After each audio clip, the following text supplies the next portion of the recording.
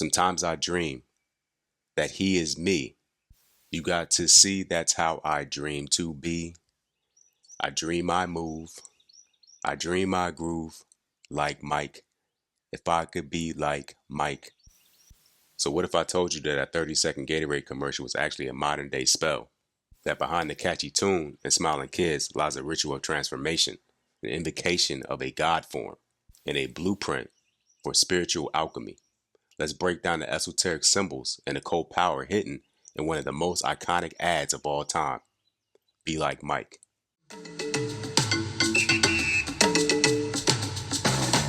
Sometimes I dream that he is me. You got to see that's how I dream to be. I dream I move. I dream I groove like Mike. If I could be like Mike. Oh, if I could be like Mike. Like Mike. If I could be like Mike. Be like Mike. Be like Mike. Be like Mike. Yeah, I try. Just need to fly. Just one day if I could be that way. I dream I move. I dream I groove Like Mike. If I could be like Mike. I'm gonna be like Mike. like Mike. If I could be like Mike. Be like Mike. Like Mike. If I could be like Mike. On the surface, it's just an upbeat ad for a sports drink.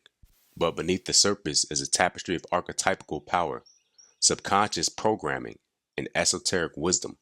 From the role of Michael Jordan as a living solar hero, to the act of drinking Gatorade as a symbolic ritual of transformation, this commercial operates like a cultural spell, one broadcast into the minds of millions.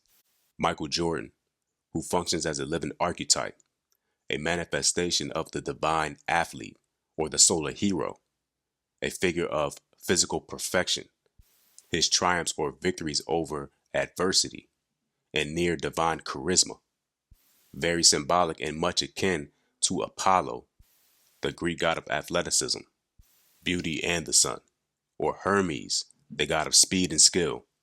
To be like Mike, the invocation of this archetype, the ritual or channel of emulating divine energy through human aspiration. Gatorade represents the elixir, the metaphoric philosopher's stone, in liquid form, promising transformation through consumption.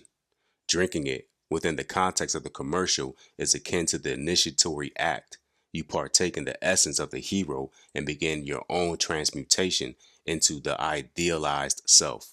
The inner potential, the prima materia, can be refined into gold, meaning the higher self, the heroic self, through belief, will, and action. It's called to initiate oneself into the mysteries of greatness, not through birthright, but through the focused alignment of mind, body, and will.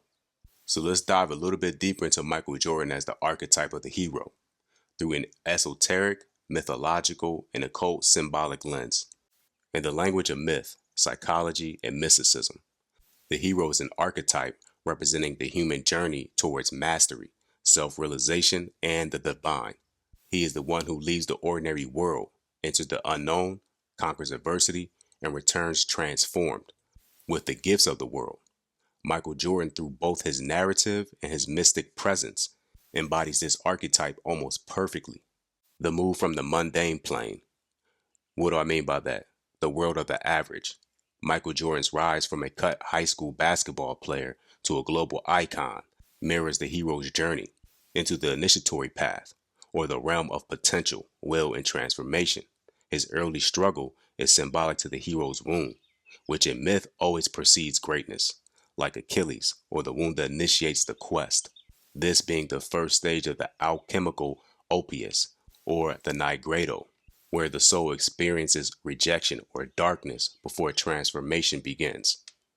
Michael Jordan really stands out as a solar hero. From his almost impossible grace and dominance on the court reflects that solar perfection, a being who channels the energy of the sun, the dominance, the willpower, the charisma, the light, the gold, that symbolic representation of the higher self, or the divine spark within matter. The vertical leaping ability, representing or symbolic of rising above the ground, rising above the matter. the hero moving toward the divine realm, the breaking of earthly limits. Numerologically, the 2 and the 5, or the 2 plus 3 equaling 5, the association with Mercury. And as mentioned before, he's the messenger of God, of speed, skill, agility. Michael Jordan reflected all of these things. Michael Jordan became more than a man. He became a God form. And that has been communicated through his contemporaries, calling him of the name of Black Jesus. The moves, the fadeaway, the dunk, the tongue out became ritual gestures, repeated so often that they gained magical potency. See, the hero just doesn't want to win. He returns with a gift.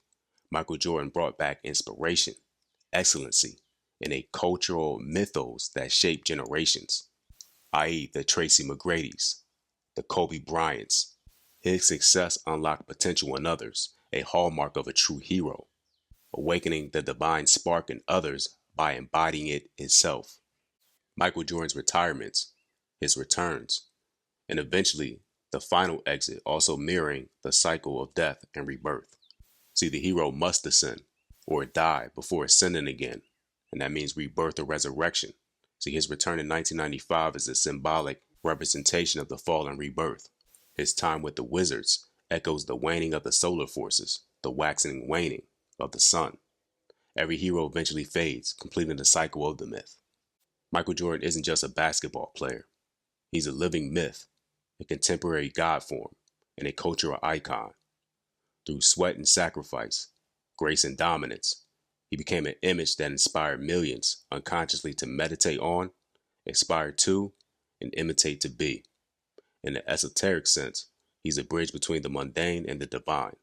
To be like Mike is to walk the hero's path, to seek alignment with your higher self through will, excellence, and fearless expression.